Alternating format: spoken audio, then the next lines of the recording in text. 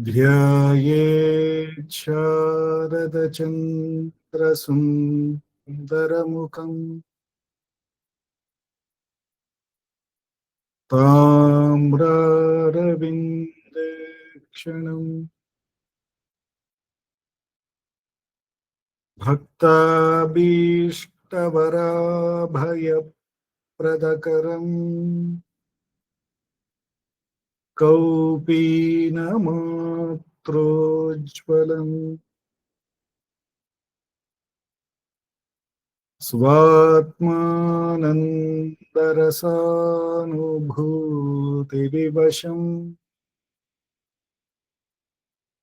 सर्वानवद्याङ्गकम्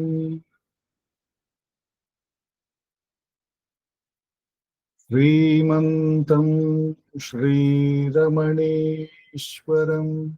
गुरुवरं योगासनाध्यासितं ध्यायेत् श्रीरमणेश्वरं ध्यायेत् श्रीरमणेश्वरं ध्यायेत् श्रीरमणेश्वरम्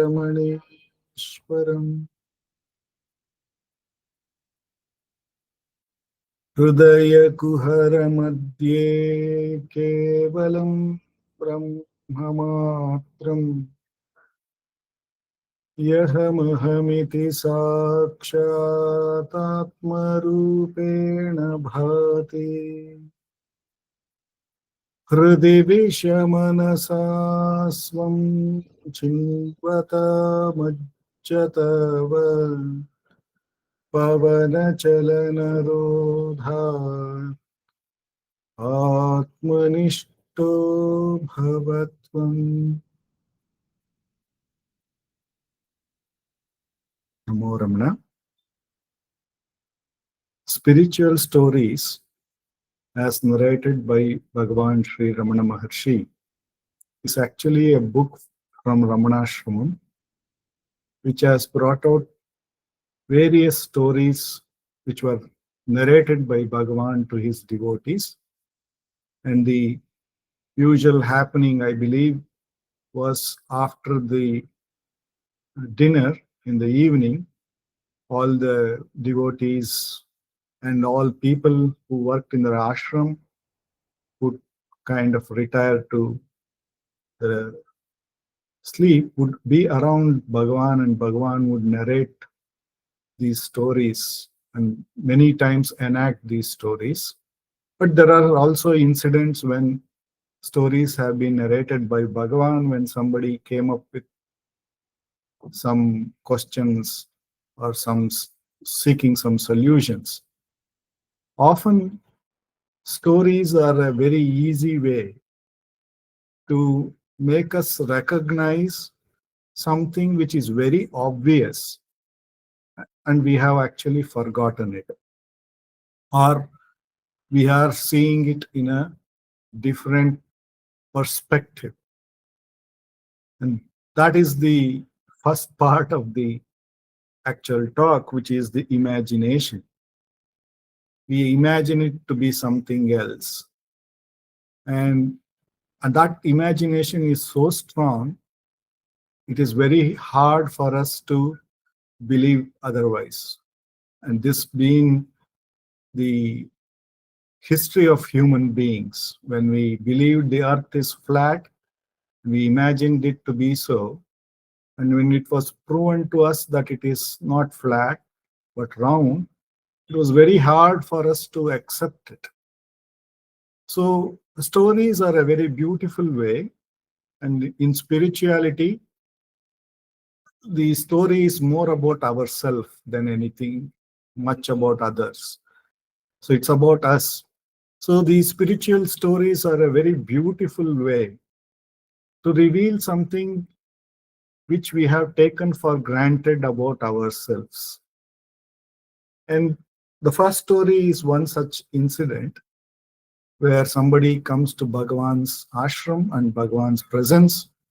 They would have lost their son, and they want Bhagavan to do something to revive him.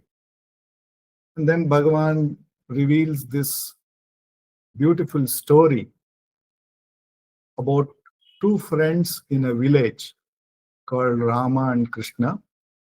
And they decide to go to a different place.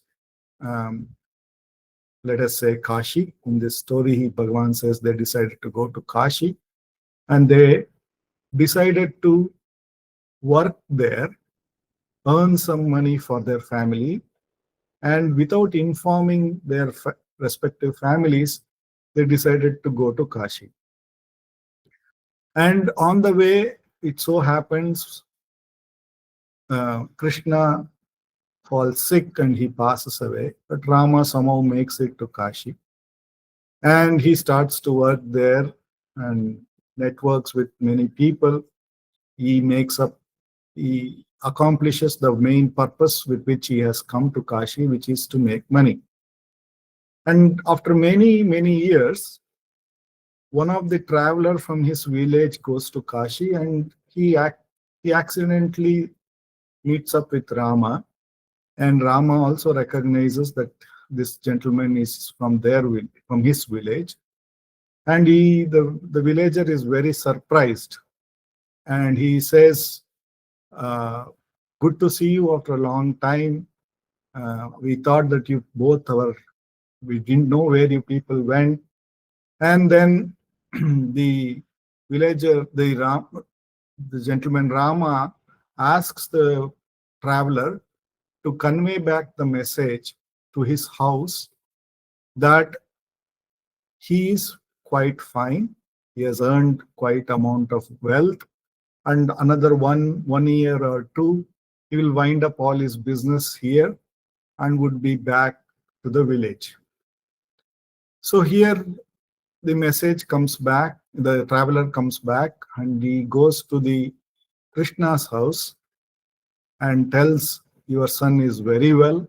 In fact, I met him. He is quite doing very well in Kashi. He has earned a lot of wealth. And he told me in 1.5 years, he is going to wind up all his business and will be coming back. And that's the good news that he wanted me to share with you. And then he goes to Rama's house and tells their parents that your son unfortunately had a tragic incident when he and Krishna were going towards Kashi to earn money, and Rama, just passed away during the travel, and very unfortunate.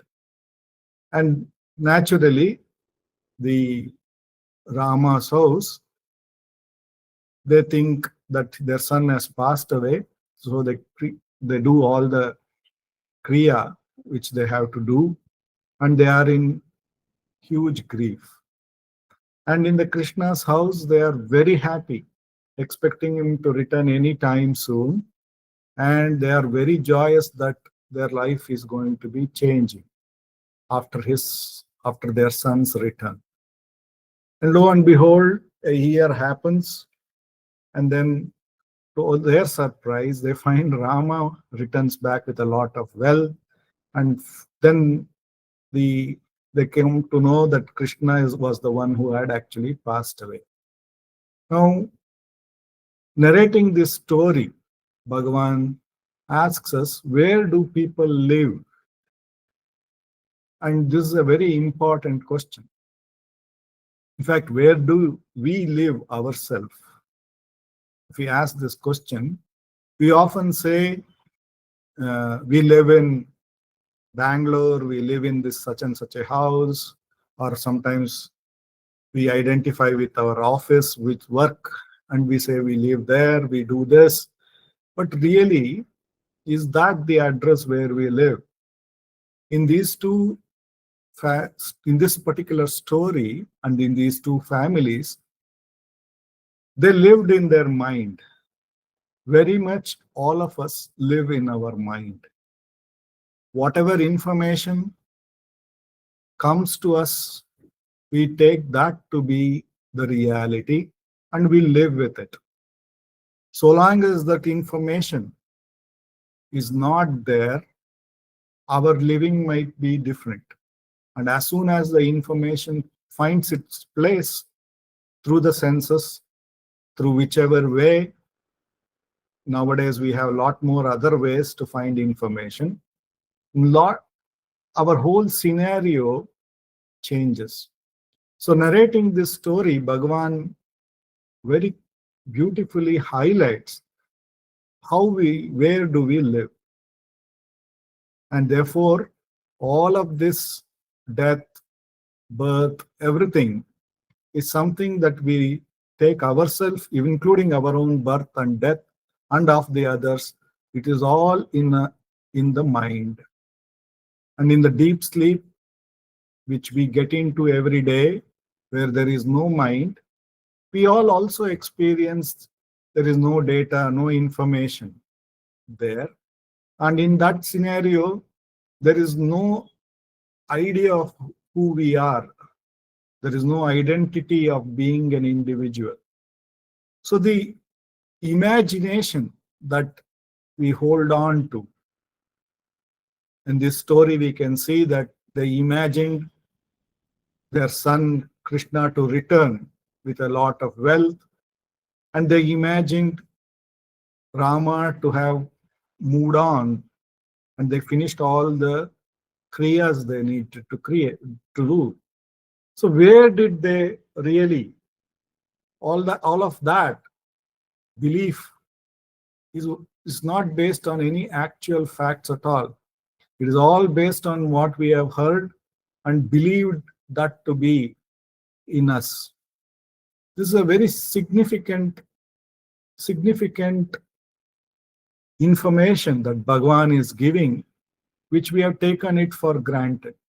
But for this story, we will not recognize how much this is possible in each of our life. If we get such an information, we will also do the same thing which those two families did. So the information, the idea, the imagination is where the whole thing is. In fact, if you look at the quantum theories that are there today, and there is a famous double slit experiment. If you people get a chance to look at it, you can look at those videos in the YouTube. And in that double slit experiment, the main idea of that double slit experiment is that, as we know, if you take a ball and throw it straight onto a wall, we know it goes in a linear straight line, hits the wall and bounces back. So this is the normal behavior of an object in the world that we have seen. So they wanted to know whether the atom with which all of these objects are really made of would also behave in the same way as a object which is made out of a collection of atoms would do. So what they did is they put a card, they put two slits in it, and they had a gun which would shoot an electron, and it will go through the slits, and they, on the other side of the slit, they had put a screen on which it should go and hit. So they were hitting through the slit, and they were expecting the electron to form a vertical line on the screen, because they are hitting through the slits. But when they watched the screen on the other side, to their surprise, there was no vertical lines, but it was a kind of a wave-like horizontal line that was being formed at the bottom of on the screen. They were very surprised, because they are hitting the electron as a single beam, but it is all appearing through different slits. They are hitting it, two different slits. But instead of becoming vertical pillar-like lines, they are becoming horizontal lines on the screen. And they wanted to know what changed this behavior. Because when the same electrons are collected into a ball, it doesn't behave it that way. So when they put a observer to watch what happens and why is the electron behaving this way, suddenly that observer started to influence the electron and the electron started to appear vertically. So the idea, the objective, the way we look at things, it proved to them that with the observer influences how the electrons behave at the quantum level. So if you take the world to be full of quantum objects, it is us who are the observers, who are holding on to a concept, holding on to an idea which we have received ourselves or we have heard from somebody, and therefore we are expecting it to be in a similar fashion, and that observer effect causes the quantum objects to behave that way.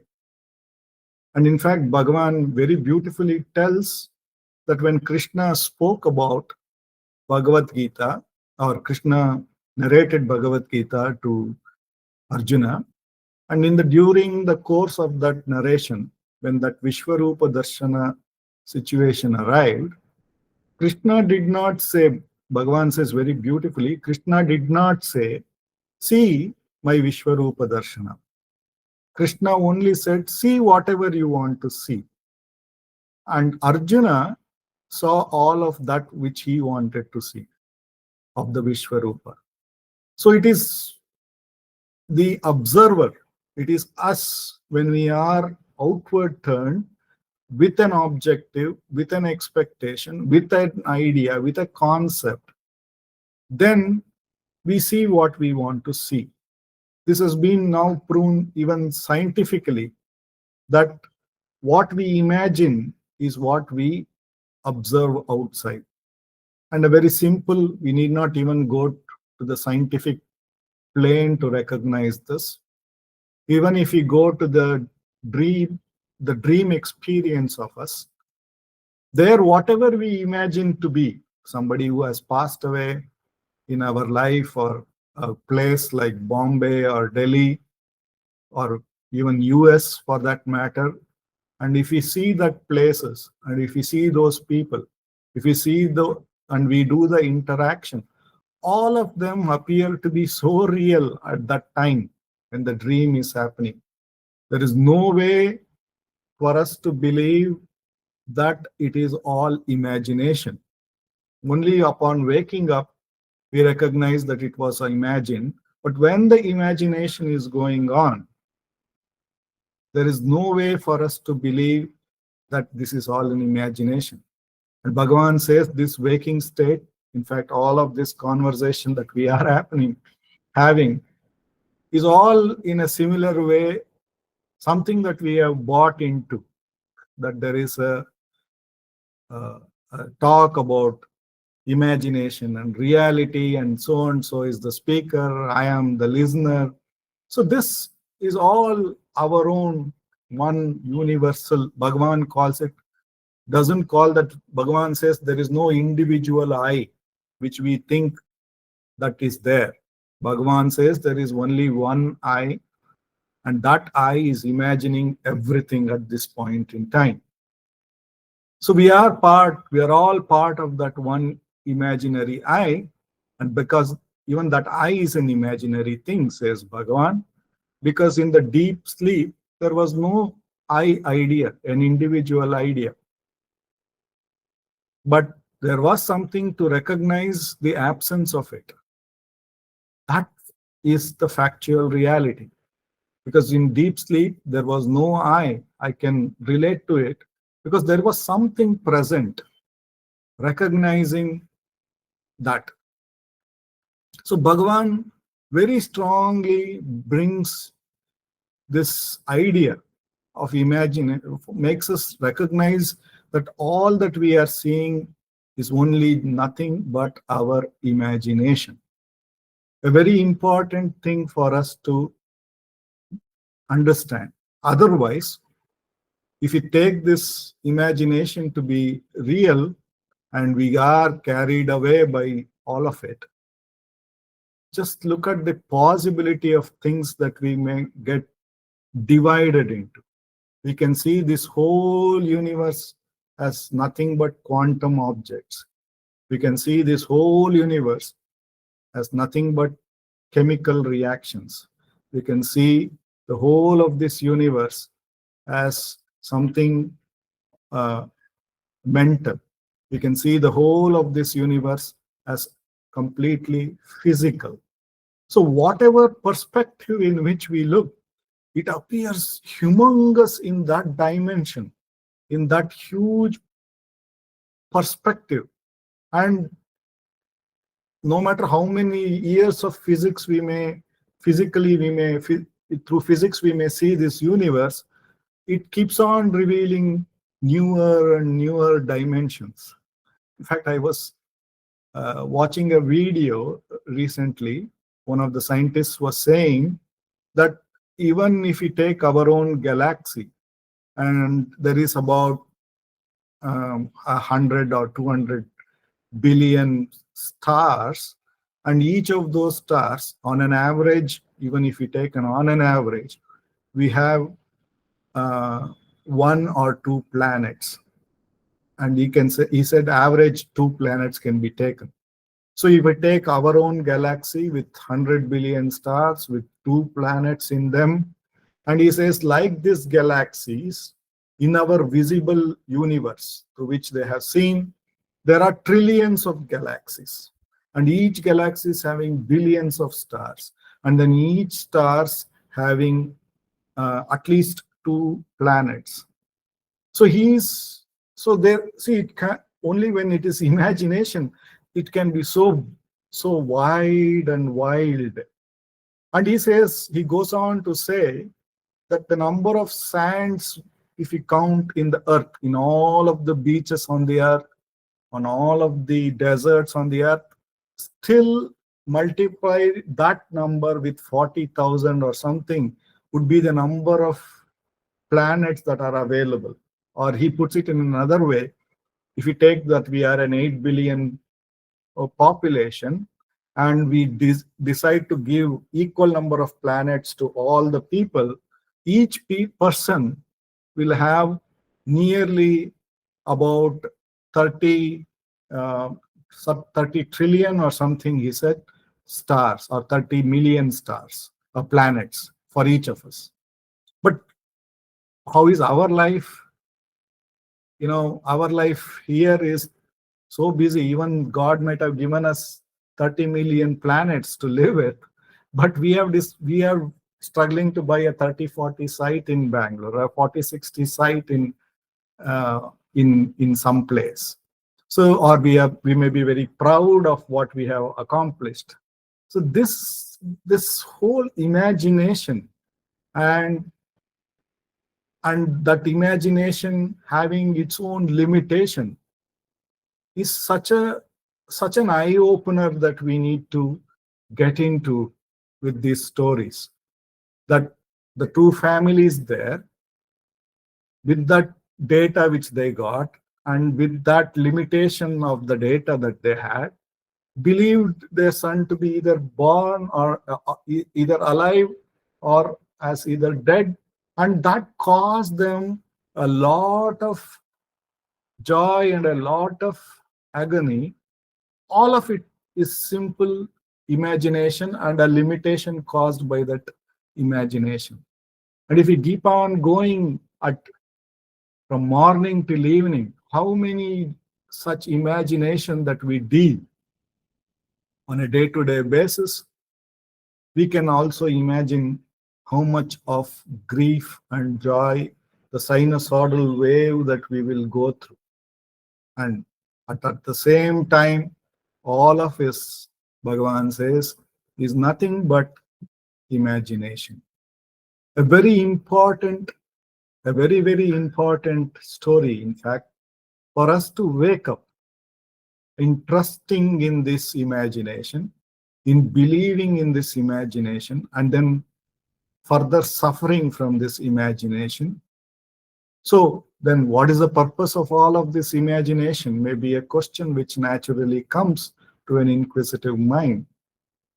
See, the whole of the imagination, this Vedanta, or all of them, all of the Mahagurus says, it is the same self which has manifested as the whole of this imagination. If we are stuck with a part of it, that is when we are having challenges. That is when we are, because of the limitation of our imagination, that we are confined that imagination to a part and not to the whole.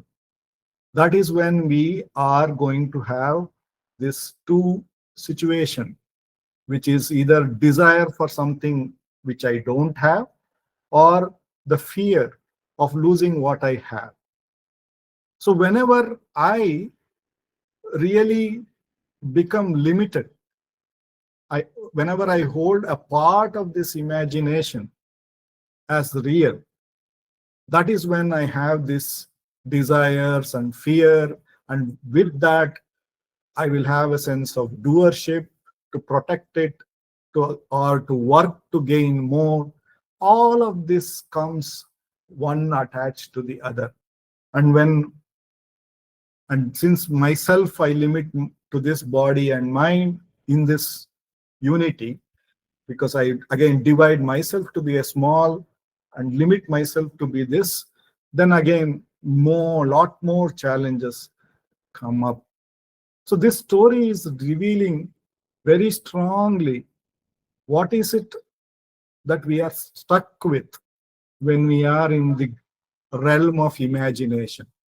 And as soon as we wake up, till we go to sleep, and as soon as we get into the dream, we are always caught in this realm, this imaginary realm.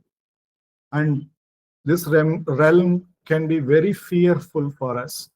It will have these, the limitation of this realm, or the characteristics of this realm is that though it is full when it appears to be confined for us. It makes us feel we are an individual in this big imaginary thing. And by that division, it is making us feel, not part of something, or being part of something, or have the fear or the desire for something which I don't own. So until we expand this, when we are outward turned, until we expand everything to be ourself, this challenge will be always there. And what do we see in Bhagavan's life? For in Bhagavan's life, we see everybody were welcomed equally. And in fact, when I was listening to a story of Bhagavan, and he was a gentleman who would have only a kaupina, and it would be cold during winter seasons, and the door of the ashram would be open for anybody to walk in. And one of the attendants says, it is very, there is a cold wind blowing from the hill. I would like to close the door. Bhagavan says, no, don't do it. We don't know who will come with grief at what time. Let the doors be open. I have to be available to them. And such is the when a person becomes realized, when he recognizes that this imagination is again and again confining him, and by confining him in this large creation, it is pushing him or her to a very confined state, which will be pushing him to either desiring something, or having the fear to lose something. And in this, he will, he or she will be made to know, made to do, and this chakra, this suli, or will be there. Until we recognize it, we will not wake up, says Bhagavan. And that is the reason why these stories are given to us. In this case of this beautiful story of the parents losing their children, their son, they could have considered any child as there and could have relished it. But this is the thing about when we wake up to this realm. We think this is my child. He has gone. Nobody else is mine. So this is and therefore the grief. So this story, the first powerful story of how an imagination confines us and how that confinement pushes us to a sense of joy or sense of sorrow. And it is all yet an imaginary thing. And it could yet be all wrong out there. And we will never know. So that is the thing, that is a beautiful revelation.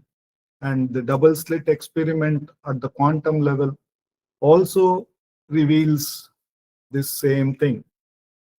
And another important thing, a beautiful story, another story which I didn't plan to narrate as part of this thing, but it comes so very well, and it is a story which I very much love, which Bhagavan says is about how this individual who is imagining is the one who is creating all problems. He gives a very beautiful story. He says that the bride people had gone to receive the groom family who were coming via a train for the marriage. So the bride's father was there. This whole people of the bride's family had gone to railway station to receive the groom's family. And as the train started to park, they saw the groom's father standing almost at the door. And next to the groom's father was a tip-top man with well-dressed, with tie, suit, everything. And the bride's people thought he must be somebody important in the groom's family. And they all got down. And this man was very well dressed, came and stood next to the bride's father. And the groom's family thought that he might be somebody important in the bride's family because he's very well dressed and he has come in such a wonderful fashion. And they both went to the marriage hall. And in the marriage hall, everybody is happy. The bride's family is all cool and the groom's family is all cool. But this man is going on making mischief. He goes on to say, what kind of rubbish hall is this? There is no elevator. There is no welcome drink. The fans are not working or something is not functioning. He is going on complaining from the day one this marriage has started to happen. And he goes on complaining. And everybody is so annoyed with him. But yet nobody takes any action because they think he might be an important person for the other side. And it goes on, the whole marriage gets completed. And finally, the third day, when the bride's family and the groom's family have a get-together, lunch, and kind of a send-off for each other. And when the bride's father and the groom's father is sitting next to each other, then one of them asks, who is this gentleman who is going on creating all this trouble? The bride's father asks the groom's father. The groom's father says, I thought he's some important person on your family. And both of them, when they look at each other and recognize that it is not, they don't belong to each of their family, and they turn to him, he recognizes that his identity is now in the open, and he runs away from the marriage. And Bhagavan, revealing this beautiful story, says the pure consciousness, the pure awareness, the self, is very happily like a sun shining. The Atman, which we can call, is present and is shining with awareness at all times, whether it is the waking, dream, or the sleep. It is equally present in all the three states. It is equally unaffected by all the three states, and it is shining. It is present and it is aware of what is happening in each of the three states. Now, if we take the body also is very happy, is just there. It's not, none of the body parts are complaining as I. Neither the self, the pure being, the pure awareness is saying I. So neither the Prakriti nor the Purusha is saying anything of being an individual or complaining anything much. Then who is the one who is complaining? If we inquire, it is the ego, the I. What does the ego do?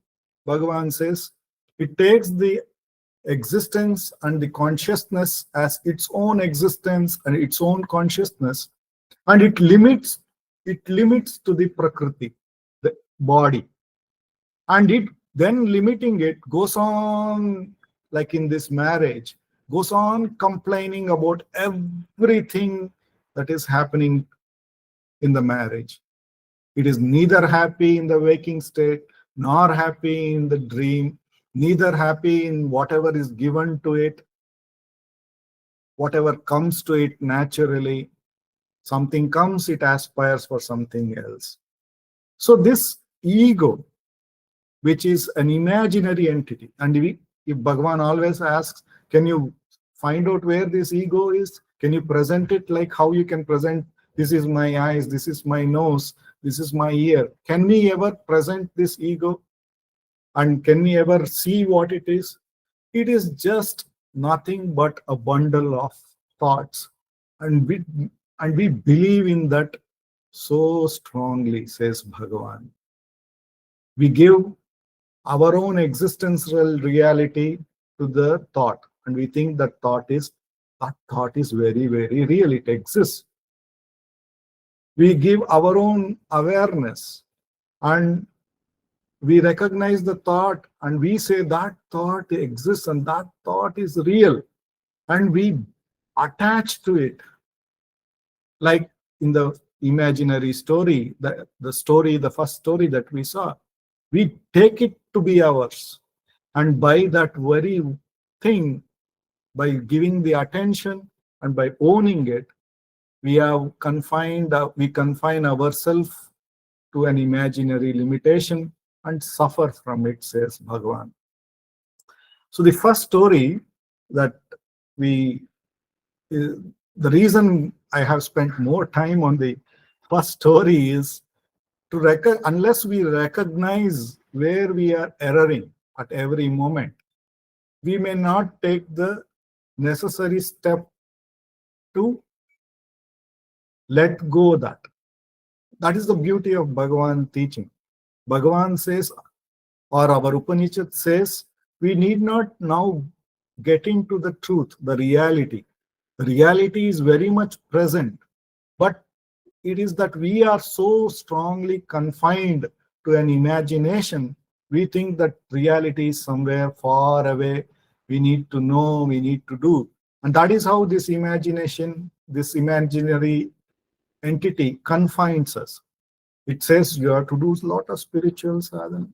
It is true that you have to do gain a lot of knowledge. And by making us believe in those kind of concepts, it makes us run round and round in circles.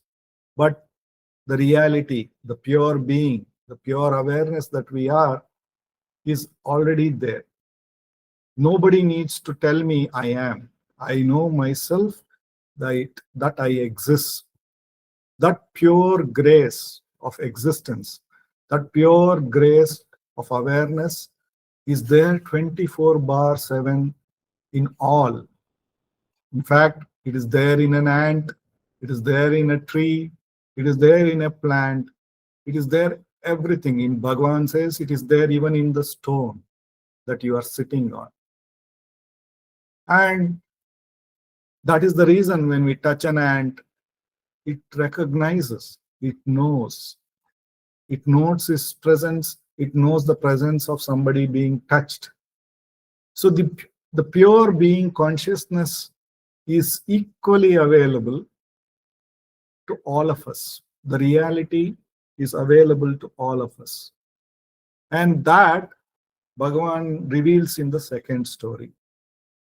The second story is about Gautama Buddha.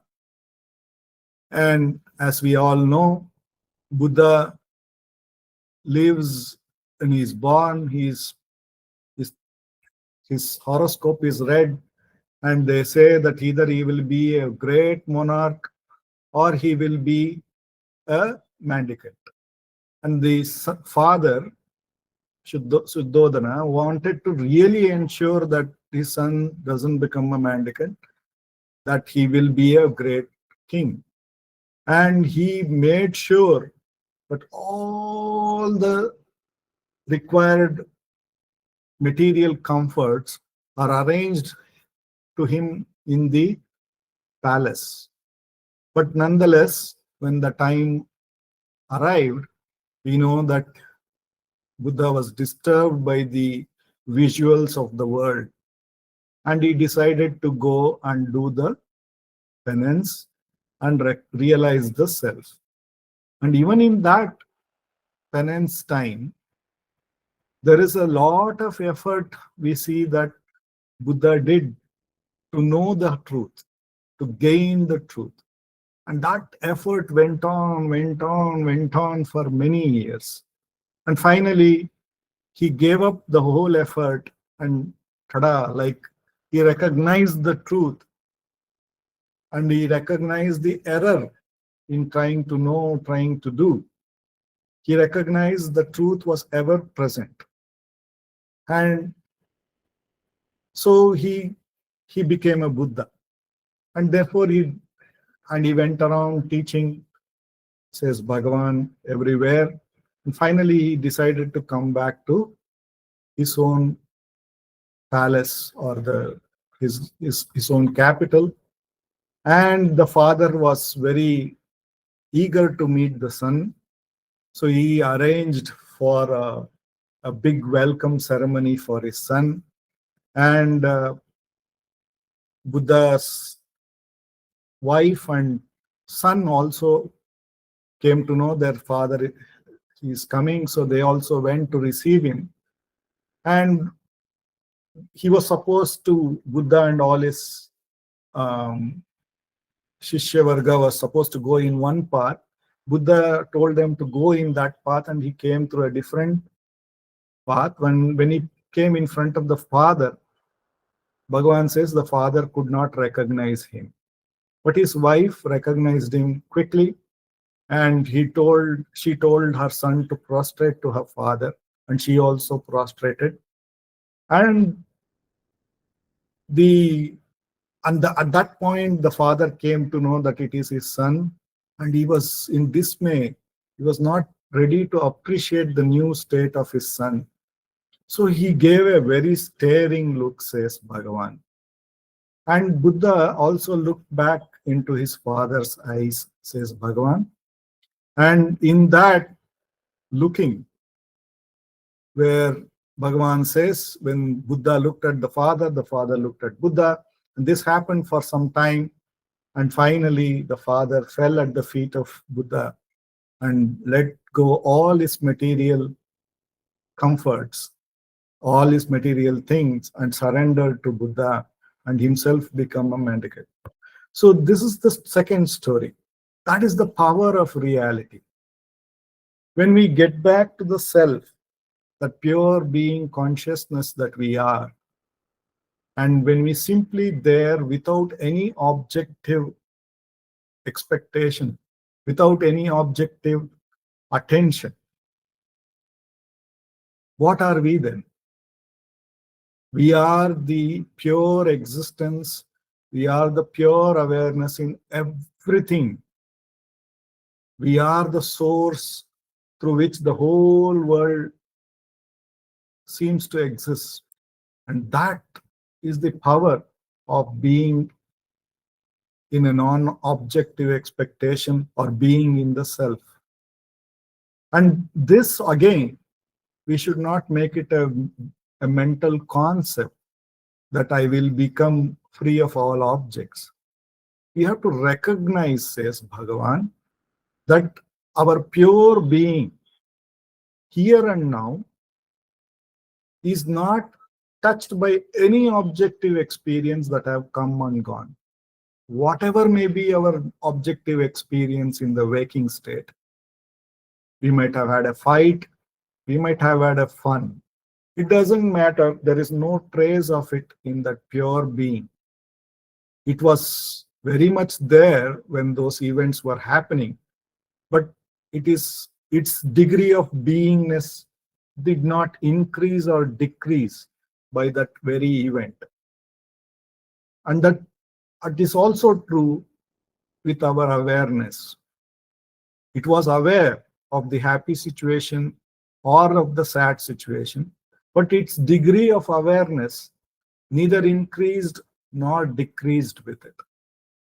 So that is the beauty of our natural state.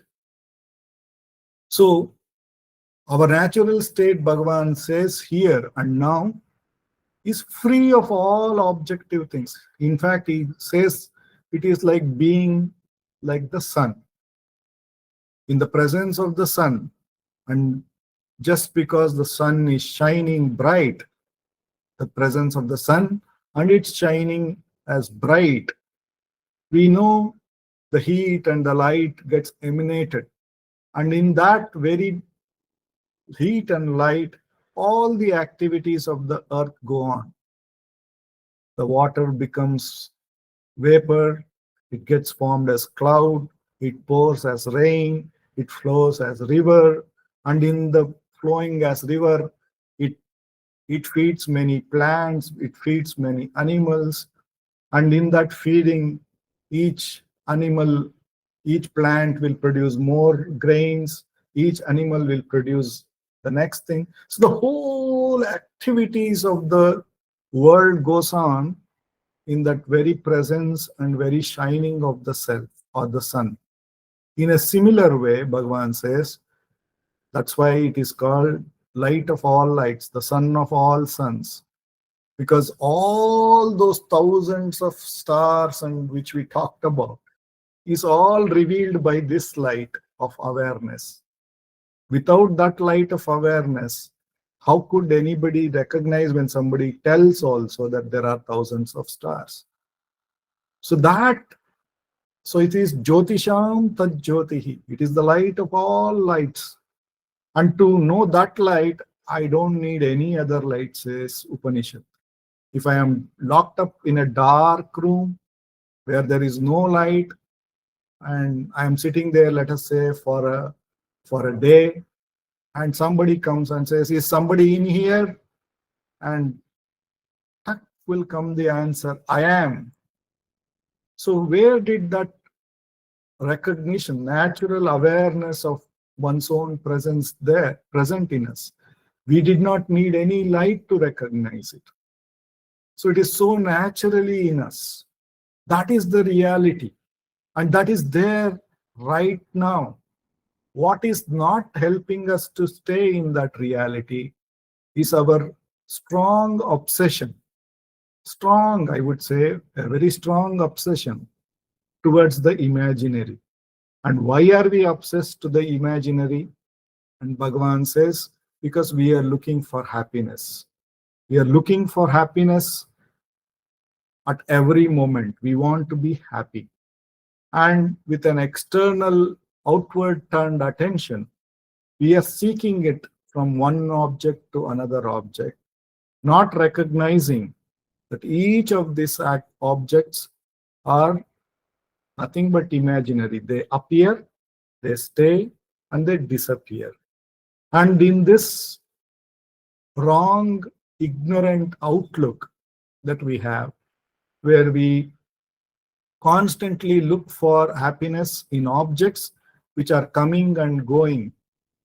We have forgotten, long forgotten, or taken for granted our own pure existence, our own awareness, the screen on which all these movies come and go.